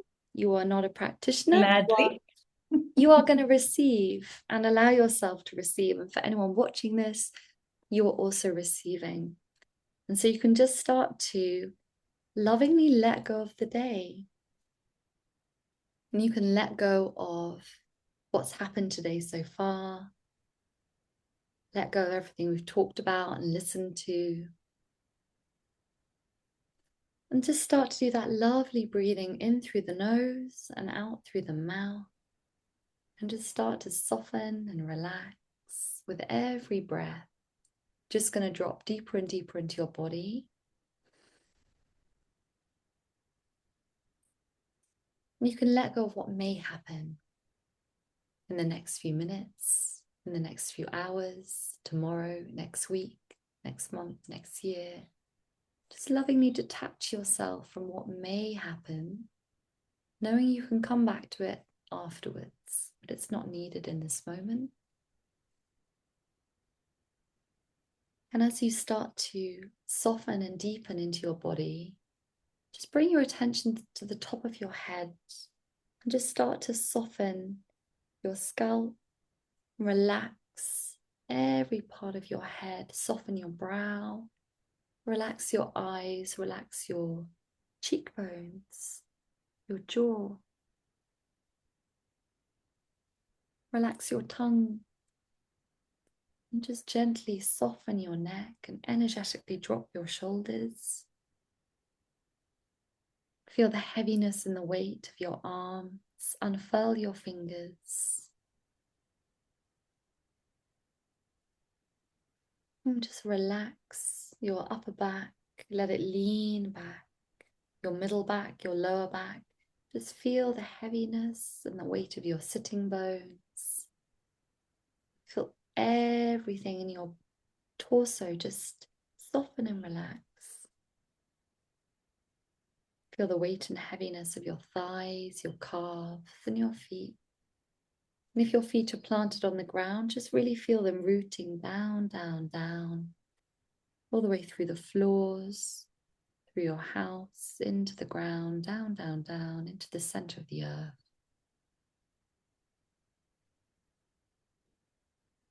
And continue that lovely deep breathing in through the nose and out through the mouth.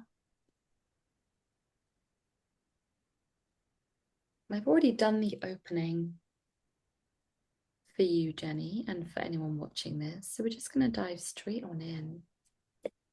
I don't really know what we're going to do, and that's the joy of this healing work, is that we're working with a healing team, a higher self, a deeper connection that guides us to where we need to go. Okay, lovely. We're going to do a hidden subconscious ego agenda. This is my favorite chart out of over 100 charts. We've been talking about the ego a lot. We're going to see what comes up. This is for you, Jenny, and this is for anyone watching this. My intention is this is for everyone. Just going to see, how lovely. So the hidden ego agenda. So this is operating under the surface, deep within our subconscious, about hiding an inner conflict, which is very on point with what we've been talking about. So Jenny and anyone watching this, just allow yourself to connect with this and feel how it resonates. There's no right or wrong in divine healing. It's whatever pops up into your consciousness around hiding an inner conflict, the ego doing its best to hide an inner conflict.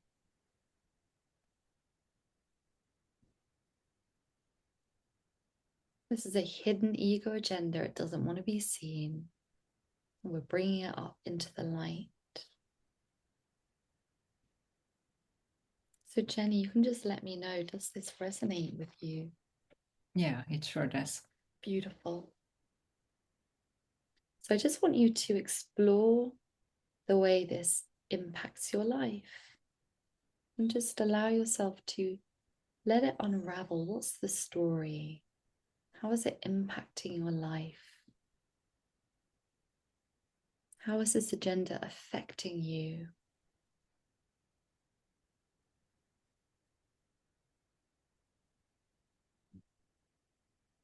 And You this, want me to share it with you? yes, you please do share actually, Jenny. I'd love to hear. Yeah. There's two things popping up. The first one is hiding, in the sense not showing my true inner self into the world. Um, and the second one is the inner conflict, because by hiding, I'm not being able to be of service, which is my true passion.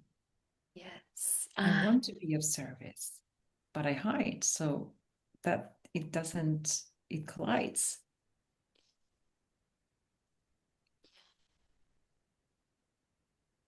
Thank you for sharing. So, yes, the conflict of hiding versus being seen and being out there in the world doing what your soul Mm. wants you to do, being of Mm. service. Yeah.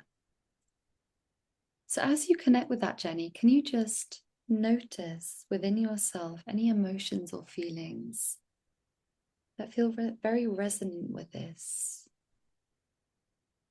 Maybe do a little scan of your body to see where this hidden ego agenda that's hiding this inner conflict is really making itself felt in your body.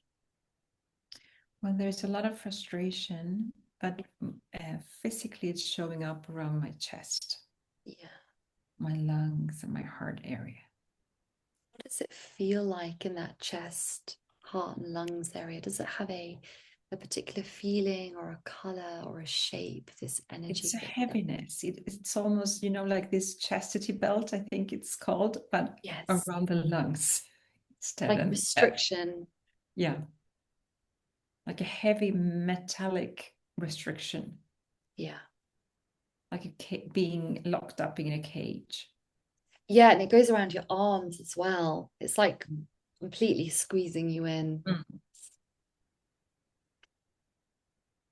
Yeah, this is the power of divine healing is coming into the feeling in the body.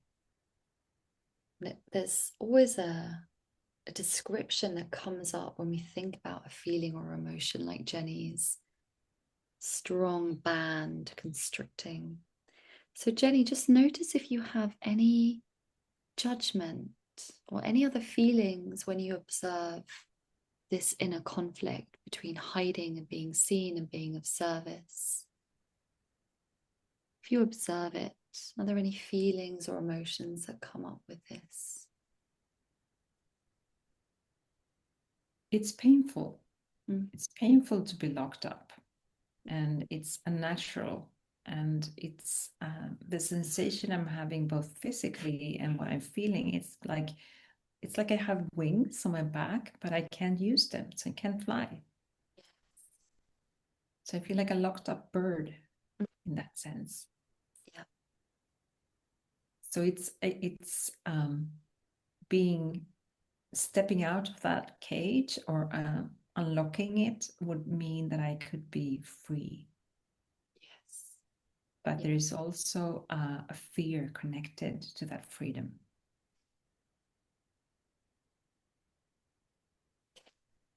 What will it imply? Yeah. Yes. Absolutely. What would happen? So just keep bringing anything up that comes along with this up to the surface. It's all about bringing up all the layers into your consciousness. Jenny, I'm going to actually find the original time that this hidden ego agenda was set up. And for anyone watching this, the original time is when the program was established.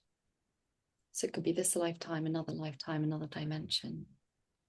So Jenny, yours is in conception, the point of conception. this kicked in completely, which makes sense because the soul contract energies have that 22 of that inner conflict. I'm going to do a little command code to release this. Higher self, please clear 100% the core issue, the original cause, the source of its power, any energy attached, and all of its effects through all layers, levels, and dimensions, right to the point of creation. Please balance, clear, and align all energy fields to enable high levels of truth and consciousness to embody.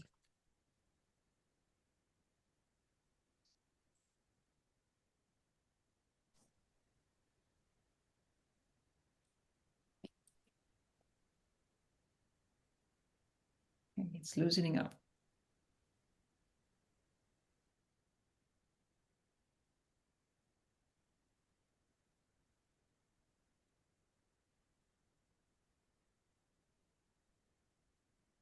Yeah, It's like this rigidity is being transformed into some kind of flexibility.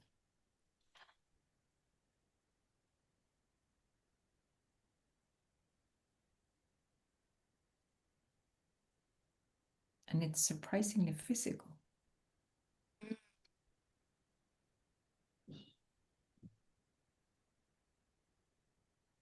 letting you be very present with that.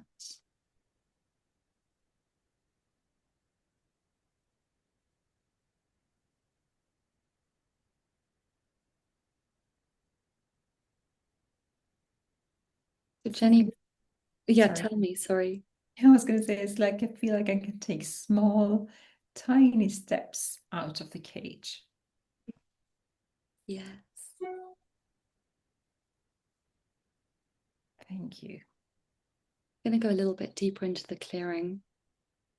What would it be like, Jenny, not to have this little hidden ego program of hiding an inner conflict so you can't see it and therefore you can't work on it? What would it feel like not to have that playing out? Relaxing. Like having my shoulders just relax. Mm. Yeah. So a sense of relief. Yeah. So what I'm going to do is when we release a program like a hidden ego agenda, there's always a void that we need to fill with a new, what we call restructure, a new belief. And so using Jenny's words of relaxed and relief, I want to create a little something. And what I got come through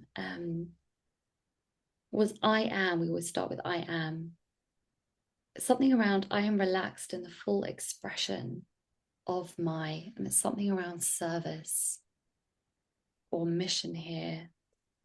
Almost, and I think Jenny, you've maybe got the missing piece to this. I'm fully relaxed in the full expression of My purpose. my purpose. Beautiful. I was thinking mission, serve. No, it was purpose. How does that statement feel? I feel like glittering stars. Glittering. So I love that. Okay. So Jenny, are you ready to release this program? Yes, please. Lovingly let it dissolve back into source, really. I'm getting that it's very much ready to go. So you're going to center into your heart and take a lovely deep breath. And you're going to say, I, Jenny, Jenny, now acknowledge that this hidden ego pattern that this hidden ego pattern of hiding an inner conflict of hiding an inner conflict that is stopping me from being seen and being of service in the world no longer serves me. no longer serves me. Higher self, Higher self, I command I command all parts of my being all parts of my being to release this program, to release this program, including all backup programs, including all backup programs, all copies, all copies, all interference, all interference, and attachments and attachments in all levels, in all levels, dimensions, dimensions, universes, universes, realities, realities, and time frame. and time frame. Just going to pause and just let that one settle.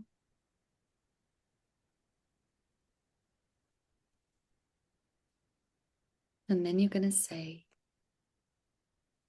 I command grace I command grace and my higher self and my higher self to integrate these parts to integrate these parts of my ego of my ego so that every part so that every part of my being of my being now fully accepts now fully accepts and embodies and embodies I am relaxed I am relaxed in the full expression in the full expression of my purpose. of my purpose. And we're going to tap that one in, Jenny. You're going to say it as many times as it feels good. I am relaxed. I am relaxed in the full expression in the full expression of my purpose. of my purpose. I am relaxed in the full expression of my purpose. I am relaxed in the full expression of my purpose. I am relaxed in the full expression of my purpose. I am relaxed in the full expression of my purpose. There it is. Thank you. And we're just going to finish with a little command. I always love this one. You're going to say after me, Jenny, I commit I commit to 100% willingness with 100% willingness to release and change to release and change this program now. this program now. And we just say thank you. Thank you.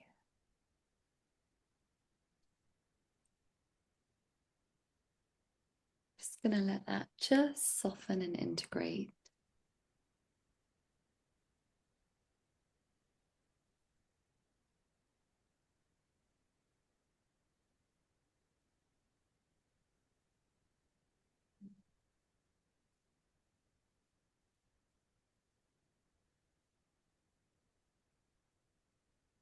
And I'm going to do a tiny, just before you move, Jenny, and share how you're doing. I'm just going to do a tiny little zap code. Thank you. Just to, and a zap code for anyone watching this. Sounds strange, but it's really quite cool. It's just a little extra support. So, high self, please apply this healing of hydration multidimensionally in all levels, layers, and parts of Jenny for as long as it is required. Thank you. There's one more.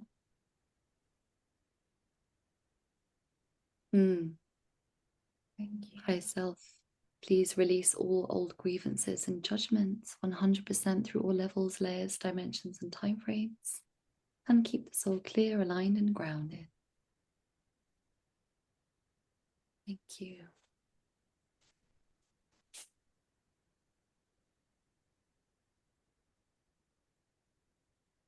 How's that one feeling, Jenny? That was beautiful, Antonia. Mm. I feel so relaxed. You look very relaxed. I'm like, yeah, there are no problems.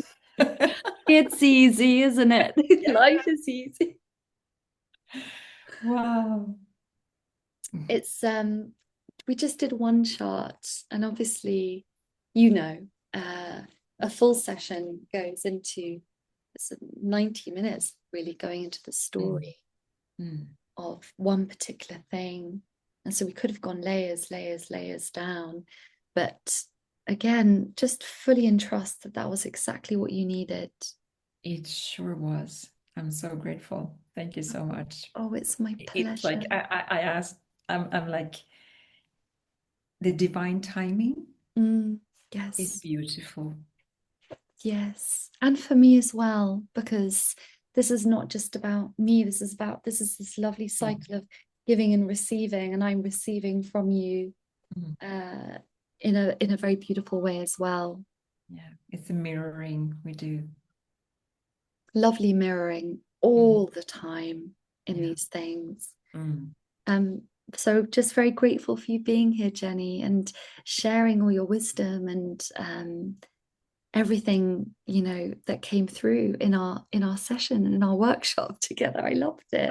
Me too. I feel so blessed. It's fantastic. So thank you so much My absolute for pleasure. holding that beautiful space. And it's so interesting because the sun came in now. It's been cloudy all day, and now I get to ground the light. You do, and I can see the Mm. sun. It's your face is so lit up, and the sparkles coming through. Yeah. Oh, so joyful. And I'm just going to share just before we finish. And this is, you already know about this. You don't need to worry about this, but this is for anyone watching. Um, if anyone wants to know their soul contract, you can get your numbers by entering your birth certificate name here. You get 4 free charts. And then I got loads of videos and blog posts about all the different numbers and energies. I've got lots of guides about what the numbers mean. And I was going to share this one guide I wrote recently. The hidden themes of self-sabotage in the soul contract actually has the common self-sabotage in each number. I mean, Amazing. there's yeah, there's more than one in each number, but this is Yeah. these That's are the big ones. yeah. So we got them all in there. Beautiful. Yeah, I had real fun making that. And then you can have a reading or a report, you know, whatever feels good. It's all on my soul contract. And I just want to add, I can really recommend to have that, the full report. It Oh, gives the you so yes. much information. That is so much value. I think I've got it here. Oh, this is like a report. Yeah, this is Mm. a full report. You get tons in here. I mean, it's 100 and something pages, Wow. 116 pages, this one. Um, oh yeah, sorry, I'm not getting yeah, lots of stuff here. Mm. Yeah, this is the report. It really brings it all together, doesn't it? I completely Mm. agree. And then the last thing I'd share, I know we've really gone at it today. I've enjoyed it so much. I do run a group healing. I'm currently in a current cycle. So for anyone watching this, the next cycle is starting 14th of July, and this is group healing twice a month for 3 months. We go very deep and very layered. It's very intimate into this kind of stuff. Mm. The self-sabotages, the judgments, the deep fears, the traumas, we do it all. And it's very tailored to the group who turns up. It's very consistent and very layered. And I do find, maybe you'd agree with me, Jenny, the consistent healing is the healing that makes such a big difference and shift, Yeah, not the big, you know, you can do big healing, but it's the consistent healing that creates long lasting ripples. So, definitely. Because otherwise, we have a tendency to go back into the, well, what we know. yeah, absolutely. And we self sabotage our healing. Yes, of course we We do. don't want to change. Who would we be without the old identities that we've held Mm. on to for so Mm. long? Mm. You know, it's almost our excuse of, oh, but this is who I am. And that's a whole nother topic, but very big. And then I do one-on-one divine healing sessions like we just experienced with Jenny, which is That was, very much a deep dive yeah, into this work. Jenny's a divine healing practitioner as well, and she's wonderful. And remind me, Jenny, where are you based? Sweden. in Sweden, Sweden. Stockholm. I get Sweden and Switzerland a little confused Yeah, sometimes. no, I was like, a bit further up. So Sweden in the bit Nordic further countries. up. So Yes, you're in Sweden, and is your website up and running now? it is. It is. It's actually called livsintelligens.se. Can I open it up? Can we see it? Yes, How do I it's spell that? LIVS Livs INTE INTE. double L